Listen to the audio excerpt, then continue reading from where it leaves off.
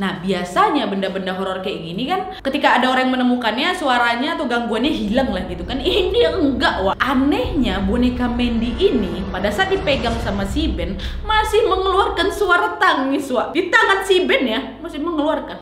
Hai, wassalamualaikum warahmatullahi wabarakatuh. Terima kasih sudah klik video ini. Oke, jadi di malam Jumat ini Nadia akan kembali membahas kisah horor yang datang dari berbagai belahan negara. Dan kisah horor ini mengenai sebuah benda kesayangan sejuta umat, wah, yaitu boneka. Boneka yang seharusnya menjadi penghibur, pengantar tidur, pelipur lara lah pula ya kan. Tapi malah boneka-boneka yang aku maksud ini bukannya menghibur, wah, justru bikin bulu kuduk merinding. Dan pasti bisa bikin kalian gak bisa tidur semalaman. Kenapa? Karena menurut masing-masing pemilik dan orang-orang sekitar mereka bahwa boneka-boneka ini sukanya meneror para pemiliknya, mulai dari bergerak sendiri, cekikikan, sampai ada nih, wak, ya, yang bisa membolak-balikkan furniture gitu loh. Dan yang lebih epicnya lagi, ada boneka yang rambutnya bisa tumbuh sendiri. Nah, pengen tahu kisah lengkapnya? Kita langsung masuk aja ke ceritanya, wak, ya. Check it out.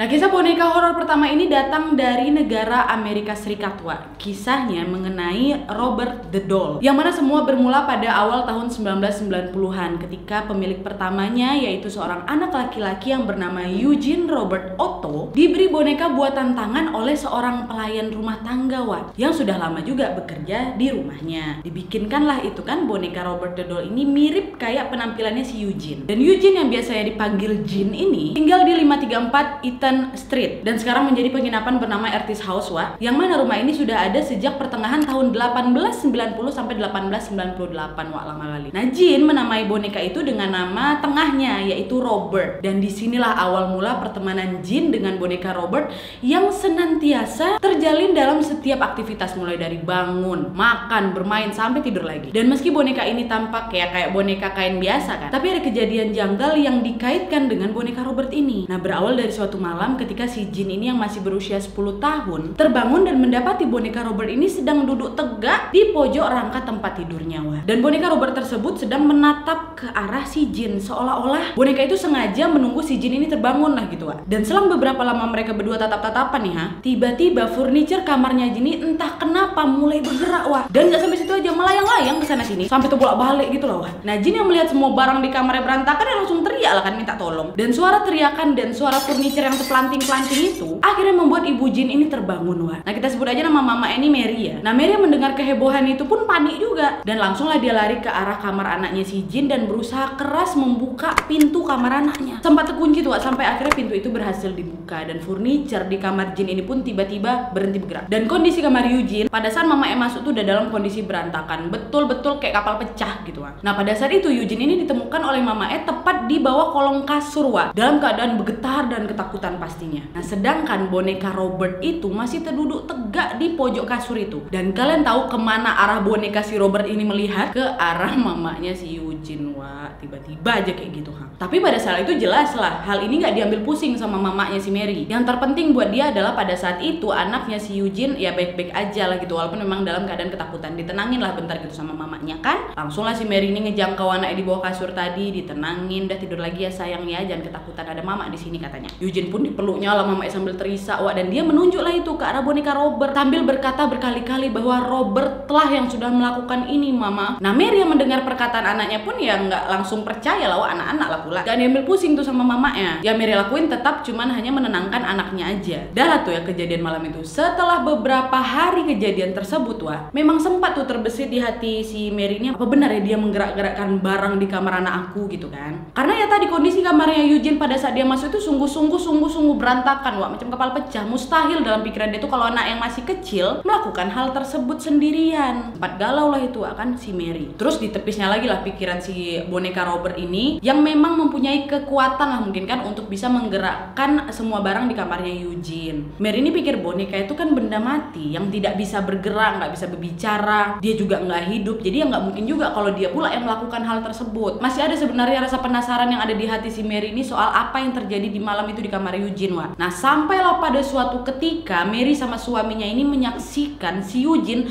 lagi ngomong sama boneka itu. Dan di saat itulah kemudian mereka mendengar suara lain yang menanggapi percakapan anaknya. Suaranya jauh berbeda dari suara anak mereka, wah, bersaut-sautan. Dan barulah dari sini si Mary mulai percaya apa yang pernah dikatakan sama anaknya malam itu adalah hal yang benar gitu, yaitu bahwa memang mungkin Robert inilah yang betulan menggerak-gerakkan barang-barang di kamarnya pada saat malam-malam sebelumnya itu. Dan kepercayaan Mary bahwa boneka Robert ini memang mempunyai sesuatu bertambah dikala dia ini melihat ekspresi wajah boneka Robert ini suka berubah-berubah, kadang tersenyum, kadang diam, kadang merengut gitu. Dan selain itu juga si Mary sering mendengar suara cekikikan dan juga penampakan boneka Robert ini berlari gitu loh di belakang dia. Nah, selama si Mary ini menyadari bahwa boneka Robert ini memang ada sesuatu gitu, entah kenapa Mary ini nggak langsung dibuangnya aja boneka itu. Kalau aku jadi si Mary nggak usah nunggu lama-lama, langsung kubuang lah boneka itu ya kan. Tapi pada saat itu enggak, mungkin si Eugene sendiri meminta ke mamanya untuk ya ma jangan dibuang ya, ini cuma mainan aku yang bisa nemenin aku mungkin, jadi nggak dibuang sama mamanya. Nah adalah kan akhirnya dibiarkan aja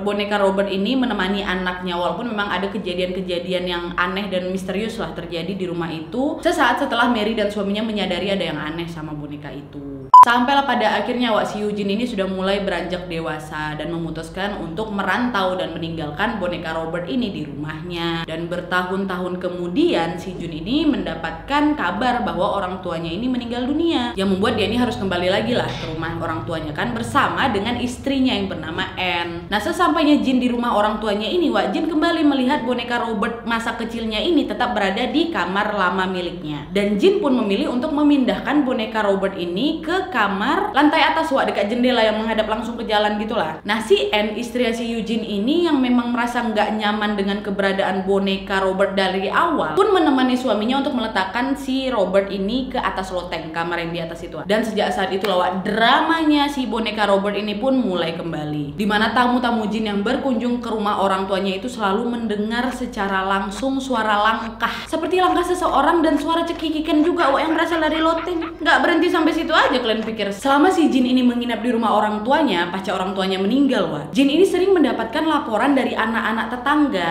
bahwa setiap pagi sesaat mereka mau berangkat ke sekolah tuh, mereka sering melihat boneka Robert yang ada di loteng itu berada di jendela kamar yang lain. Jadi bukan kamar yang di loteng, seolah-olah sedang mengawasi dan memasang ekspresi yang terkesan ngejek itulah ke mereka. Nah boneka itu dilihat sama si anak-anak bukan di loteng, tapi di sebuah kamar di lantai 2 juga gitu, Nah Jin yang dengar hal ini kaget lah kan, loh orangku taruh di loteng kok, om juga udah kunci itu pintu loteng, gak mungkin lah si Robert ini kok bisa ada di kamar itu gitulah kata si Eugene ke anak-anak itu kan. Nah penasaran si Eugene kan, pergilah dia ke kamar di tempat anak-anak ini maksud, dibuka pintu kamar, betul aja boneka Robert yang awalnya ditaruh di loteng ada dalam kamar itu, lagi duduk di atas kursi goyang pas di depan jendela. Terkaget kan siapa yang mindahin boneka Robert ini, awalnya di loteng kan. Akhirnya si Eugene pun langsung dibawa lagi boneka Robert itu, naik lagi dia ke loteng, ditaruh di sana lagi, dah lah kan, dikunci. Habis itu pergi lagi nih dia turun ke bawah. Penasaran, dia cek lagi kamar yang awalnya tadi tuh yang ditengok sama anak-anak. Dibuka tetep di situ si Robert, padahal dipindahin ke atas. Akhirnya si Jin dibawanya lagi boneka itu, naik lagi ke loteng, udah dicek lagi kamar itu, masih juga di kamar itu si boneka Robert ini. Dan dalam posisi yang sama duduk dekat jendela juga gitu. Pertama memang dia pikir jangan-jangan ini istri aku kali ya yang bolak-balik, tapi enggak, itu dalam jangka waktu yang bersamaan ditaruh di atas loteng, turun dia ke bawah, dia cek kamar, di situ lagi si Robert. Apa nggak gitu? Merinding gak sih? Dan seiring berjalannya waktu, tualah si Jin ini kan dan akhirnya Jin pun dikabarkan meninggal dunia di tahun 1974. Dan yang aku heran ya, selama si Jin ini hidup, kenapa nggak dibuangnya aja boneka itu?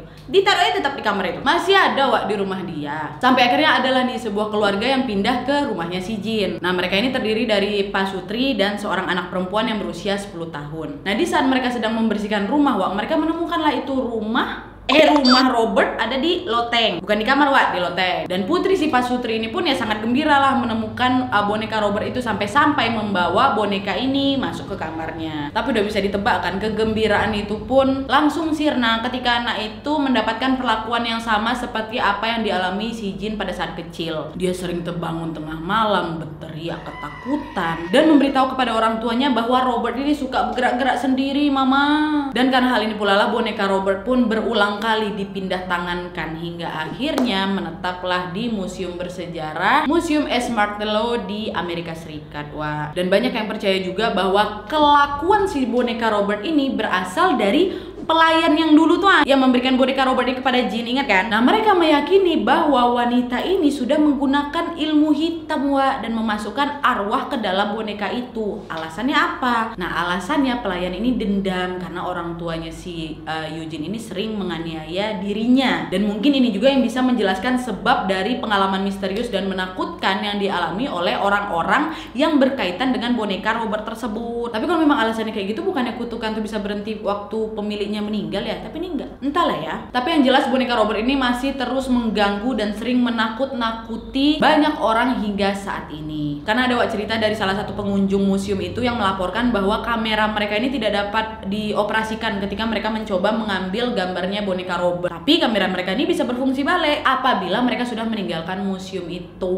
Ada-ada ya si Robert ini ya. Isengnya nggak lucu gitu. Itu baru boneka pertama, Wak. Kita masuk ke boneka kedua. Check it out.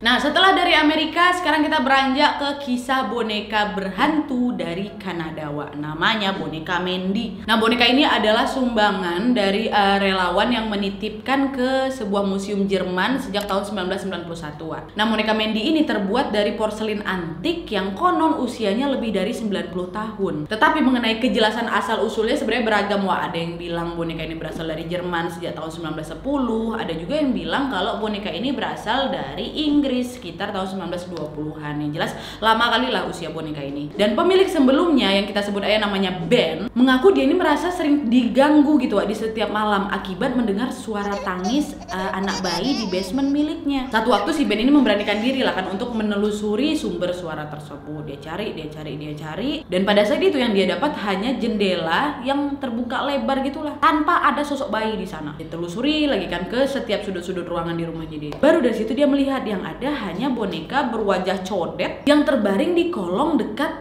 tangga basement gitu, Wak. Nah, biasanya benda-benda horor kayak gini kan ketika ada orang yang menemukannya, suaranya atau gangguannya hilang lah gitu kan. Ini enggak, Wak. Anehnya boneka Mandy ini pada saat dipegang sama si Ben masih mengeluarkan suara tangis, Wak. Di tangan si Ben ya masih mengeluarkan. Si Ben apa nggak panikan, takutan lah dia kan. Akhirnya boneka ini pun disumbangkan ke sebuah museum bersejarah bernama Quesnel yang terletak di Kanada juga. Nah, barulah dari situ suara tangisan si boneka ini mulai berhenti, Wak. Nah, pertama kali boneka Mandy ini tiba di museum, Wak, boneka ini sering kali berpindah-pindah tempat gitu, Wak. Kadang dia duduk ngadep pintu masuk, kadang juga dia berada di dalam mobil yang juga merupakan salah satu display di sana. Dan staf museum juga merasakan teror gitu, Wak, dari si boneka Mandy ini, yang mana pada saat masuk jam makan siangnya, makanan mereka tiba-tiba menghilang gitu secara misterius. Bukan karena disantap tapi, Wak, yang melainkan dipindahkan dan ditemukan di tempat-tempat yang enggak terduga lah gitu, kayak di laci, di kursi, atau di dekat barang-barang display museum. Dan objek lainnya kayak pulpen, pena, lukisan juga sering kali hilang, Wak. Dan beberapa dari barang itu pun akhirnya muncul kembali di waktu dan tempat yang berbeda. Belum lagi nih langkah kaki yang terdengar di sana, yang pada saat diperiksa ternyata nggak ada orang di situ. Dan akibat teror-teror inilah akhirnya membuat boneka Mandy ini kemudian ditempatkan di sebuah peti kaca yang dikunci rapat. Dan desas-desus yang beredar, Wak, bahwa boneka Mandy ini nggak bisa disatukan dengan boneka lainnya, karena boneka Mandy ini pasti akan merusak boneka-boneka itu. Bandalnya lain memang si Mandy. Dan setelah si Mandy ini mendapatkan ruangannya sendiri, staf museum pun tetap juga mendapatkan gangguan yang lebih aneh, di mana mereka sering menemukan kertas-kertas yang berada di sekeliling boneka Mandy. Dan dari situ mereka menganggapnya mungkin ini adalah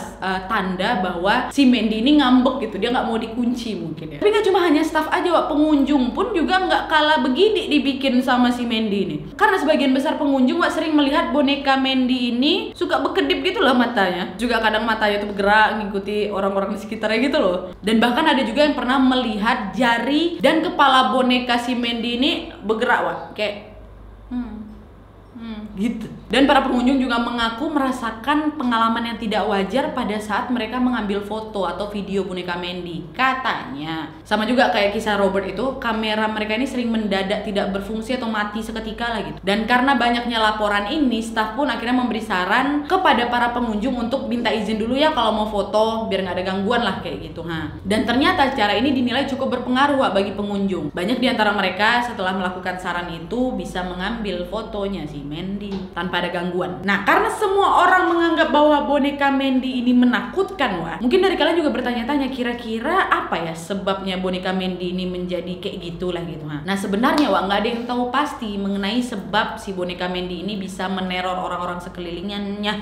Tapi menurut desas-desus yang beredar, boneka ini pertama kalinya ditemukan bersamaan dengan mayat anak kecil yang diduga terperangkap di basement rumah kosong gitulah yang udah lama. Nah, mereka percaya bahwa jiwa gadis yang terperangkap tadi itu merasuki boneka Mandy ini gitu. Tapi entah ya entah tidak, yang jelas boneka Mandy ini sudah diamankan dengan dikunci walaupun dia ngambek. Bodoh amat, kok bandelnya lain soalnya Mandy.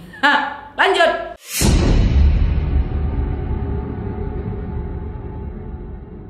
Oke, sekarang kita lanjutkan ke kisah boneka yang berasal dari negara Sakura, yaitu Jepang. Ini serem banget ya boneka. Yaitu kisah boneka Okiku. Nah, kisah ini berawal dari seseorang yang bernama Eikichi Suzuki yang sedang menghadiri acara pameran maritim gitu di Sapporo, Jepang pada tahun 1918. Nah, Eikichi ini yang saat itu memang berniat untuk mencari makan, tiba-tiba terpesona dengan boneka yang terpajang pada display salah satu toko. Boneka itu memiliki tinggi sekitar 40 cm, menggunakan baju kimono, baju tradisional Jepang, terus memiliki potongan rambut sebahu dengan warna hitam nan pekat serta mata yang melengkapi definisi sebuah boneka imut lah gitu waktu itu. Tanpa berpikir dua kali, si Eikichi ini pun langsung masuk ke dalam toko dan dia membelilah boneka itu untuk dibelikan kepada adeknya untuk oleh-oleh gitu. Nah, adeknya ini namanya Okiku yang pada saat itu masih berusia 2 tahun. Nah, mendapatkan boneka cantik dari sang kakak, si gadis kecil Okiku ini tentunya ya senang kali lah kan dia menerimanya, dan dia pun memperlakukan boneka itu seperti adeknya sendiri. Bahkan ketika makan ataupun tidur, Okiku, adeknya si Eikichi ini tidak pernah melepaskan boneka itu.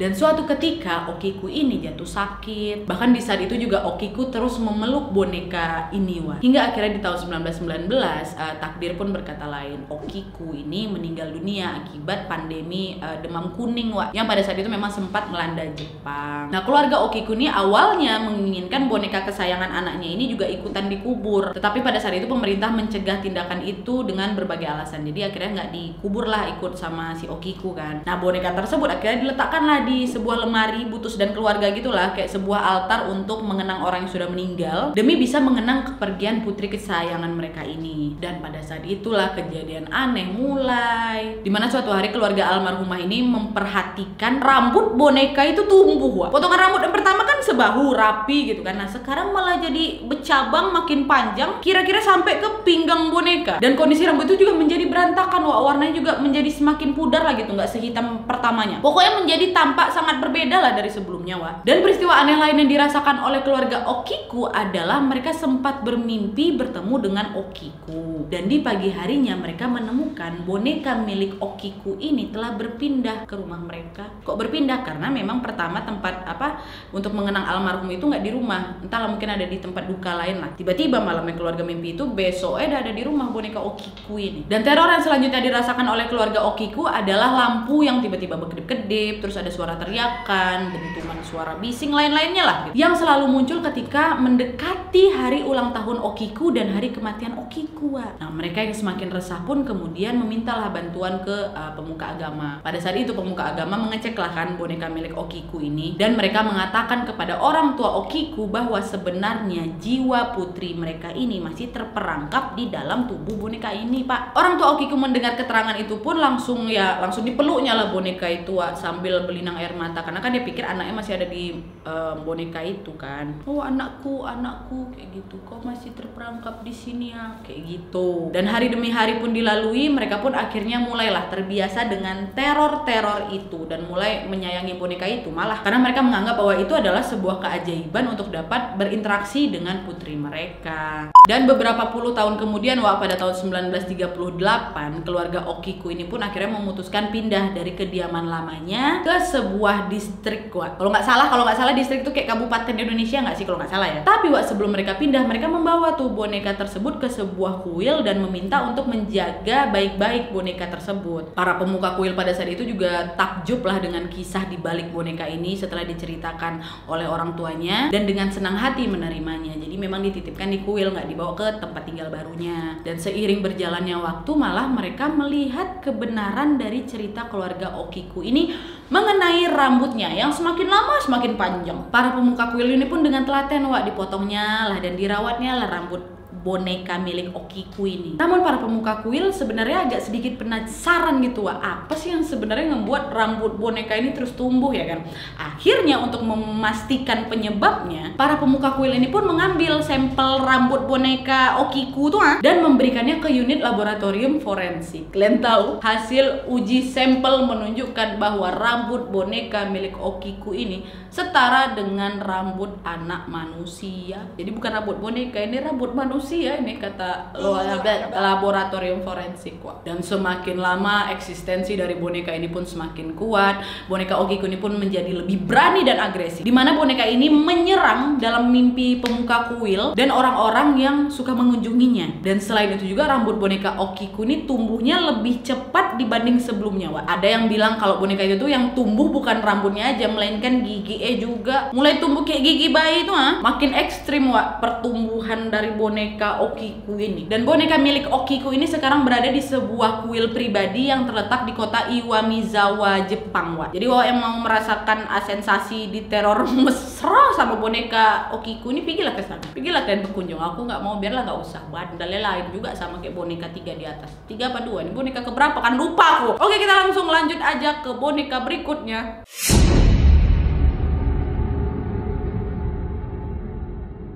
Nah, kita lanjut ke boneka keempat. Jadi boneka yang satu ini katanya terkenal paling kejam di antara boneka-boneka yang sudah aku sebutkan tadi. Dan boneka ini dikenal dengan sebutan Harold the Doll. Kalau dilihat boneka ini terlihat rusak dan tidak terurus, dan dipercaya bahwa Harold ini diciptakan kira-kira sekitar pergantian abad gitu dan sudah berpindah banyak tangan. Gak jelas nih sebenarnya apakah boneka ini dirasuki arwah, entah dikutu, entah dihantui atau sesuatu yang lain gitulah. Tetapi banyak laporan yang menyebut bahwa apabila melihat atau berdekatan dengan boneka Harold ini, maka orang-orang tersebut akan terkena sial. Tapi anehnya nih, udah tau lah boneka ini berantu lagi, tapi masih ada juga yang dijual belikan karena boneka Harold ini menjadi boneka hantu pertama yang dijual melalui situs eBay dan terjual pertama kalinya di tahun 2003 dalam acara pelelangan eBay. Nah, orang yang memenangkan pelelangan itu bernama Katie. Nah, alasan dia ingin memiliki boneka Harold ini bukan karena cerita di balik boneka itu katanya, melainkan dirinya itu ingin belajar merestorasi boneka-boneka legend yang memang udah usang, kayak diperbaiki lah boneka-boneka zaman dulu yang udah rusak tuh, dirawat gitu kata Katie. Nah, entah kutukan atau semacamnya dalam jangka waktu setahun aja Katie mengalami peristiwa aneh, yaitu 2 orang terdekat Katie yang pernah melihat boneka Harold itu dikabarkan meninggal dunia. Dan dari peristiwa inilah Katie pun akhirnya memutuskan untuk menjual boneka ini kembali di situs yang sama. Gak usah nunggu lama, di tahun 2004 itu juga boneka Harold ini terjual ke seorang penulis sekaligus paranormal investigator bernama Anthony Quinata. Nah, sebelum boneka Harold ini dikirimkan ke Anthony, Katie ini sempat mengirimkan email ke si Anthony dan dia itu menyampaikan rasa prihatinnya kepada Anthony karena dia telah memenangkan lelang boneka terkutuk itu. Tapi si Anthony malah nggak peduli karena misi si Anthony pada saat itu, dia ini ingin mencari tahu akar dari permasalahan boneka Harold yang memang dipercaya dapat menelan korban ini pada saat itu. Kegigihan dan keingintahuannya si Anthony ini pun berlangsung hanya dalam waktu 1 tahun sampai di titik dimana dirinya itu merasa udah nggak kuat lagi menghadapi kekuatan dari boneka itu. Dan Anthony mengatakan bahwa boneka Harold ini telah diisi oleh serangkaian ilmu hitam yang kuat, dan karena itulah Anthony merasa kesulitan untuk mendalami lebih jauh tentang boneka ini. Sampai akhirnya di tahun 2005 Anthony pun akhirnya berencana untuk meletakkan si boneka Harold ini di unit penyimpanan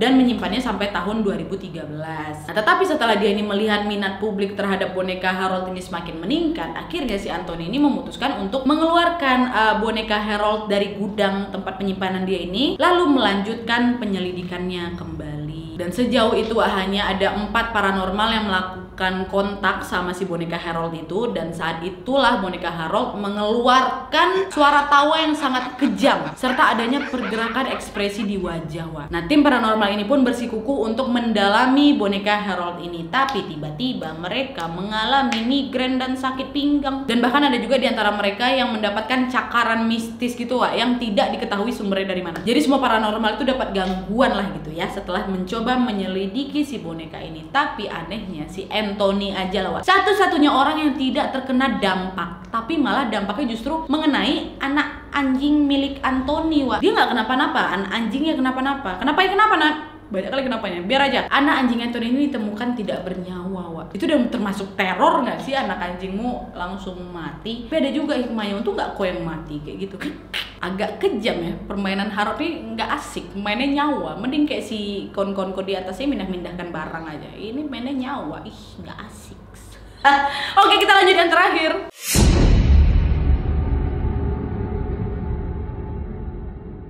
Nah, yang terakhir ini loh adalah tempat dari biangnya boneka seram. Namanya adalah La Isla de las Muñecas atau Pulau Boneka. Dari namanya udah tahu nih ya. Nah, pulau buatan ini berasal dari Meksiko yang terkenal karena ratusan boneka yang memenuhi pulau ini. Meski dari gambar terlihat ya kayak latar film horor lah kan. Tapi pulau buatan ini tadinya juga merupakan rumah dari seorang laki-laki bernama Don Julian Santana lengkapnya. Nah, awal mula Isla de las Muñecas ini yang mana sekitar pertengahan abad yang lalu, Don ini sempat meninggalkan istri dan anaknya untuk pindah ke sebuah pulau di Kanal Xochimilco. Nah, suatu hari ketika si Don ini berjalan-jalan di sekitar pulau, si Don ini dikejutkanlah dengan sosok mayat perempuan yang tergeletak di pinggir kanal. Nah, Don yang melihat sosok itu pun langsunglah lari kan terbirit-birit, dan dia pun menceritakanlah kepada semua orang bahwa dirinya menemukan sosok mayat di pinggir kanal itu. Dan sebagian orang termasuk rekan-rekannya si Don menganggap Don pada saat itu lagi berhalusinasi, Wak. Dan terlepas dari benar atau tidaknya nih Don pun akhirnya mengabadikan hidupnya untuk mengenang sang perempuan itu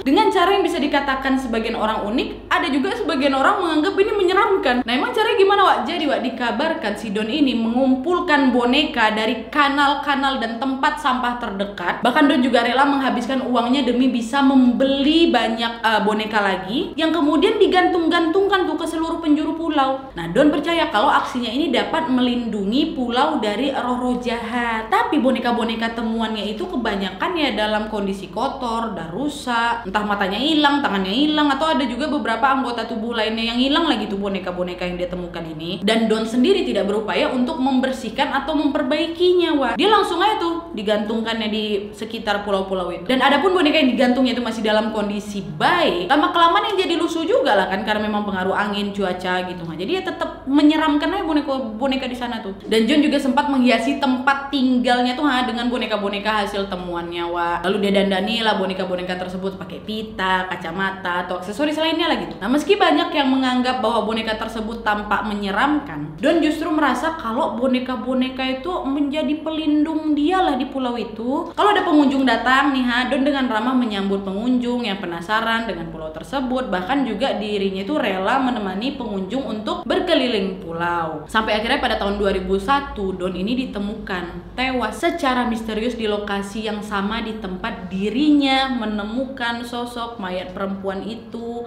yang dia jumpai 50 tahun yang lalu. Dan sejak saat itulah pulau ini semakin populer dengan kunjungan turis lokal dan asing yang membawa lebih banyak boneka lagi untuk balik mengenang si Don Julian ini. Tapi menurut pengalaman para pengunjung dan pemandu wisata, katanya nih ketika malam tiba, mereka selalu mendengar bisikan-bisikan seolah boneka-boneka ini berbisik satu sama lain. Dan penduduk setempat juga mengklaim bahwa boneka-boneka itu akan bergerak dan menoleh ke arah orang-orang yang berjalan di pulau tersebut. Dan ada juga yang mengaku bahwa mereka sempat melihat sosok Don Julian beserta anak perempuan itu yang sama-sama sedang tergeletak di pinggir kanal, Wak. Dan menurut salah satu penduduk nih, Wak, kematian Don ini adalah sebuah kutukan yang terjadi pada Don akibat melihat sosok mayat misterius tadi tuh. Tapi entah ya entah tidak, Wak, aku juga nggak tahu entah itu kutukan, entah itu kebetulan aja. Tapi ya seram aja aku taruh boneka di sana. Yang ada itu plastik nggak sih? Jadi sampah nggak sih? Entahlah. Oke, Wak, jadi itu tadi beberapa cerita tentang boneka-boneka horor. Gimana menurut kalian? Dari 5 cerita boneka yang aku kasih tahu tadi, mana yang menurut kalian paling menyeramkan? Yang bikin kalian jangan sampai kok ketemu boneka kayak gini? Komen di bawah. Dan mudah-mudahan hal-hal kayak gini dijauh-jauhkan dari kita ya. Nggak mungkin di rumah kalian nggak ada boneka tuh. Boneka aku boneka Luna. Moga dia nggak bertingkah kayak 5 boneka yang aku sebutkan ini, Wak, ya. Oke, Wak, jadi sekian dulu videonya. Terima kasih banyak yang sudah menonton. Selamat menunaikan ibadah puasa. Sekarang puasa keberapa? Lupa aku, pokoknya bentar lagi lebaran lah. Pikiranku besok bentar lagi lebaran.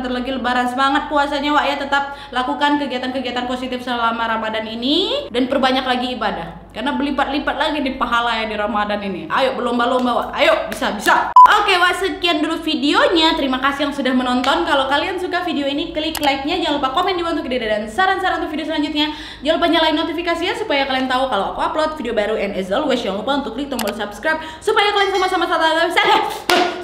sama-sama tahu informasi menarik dan menegangkan dari channel aku. See you next video, Wak. Bye.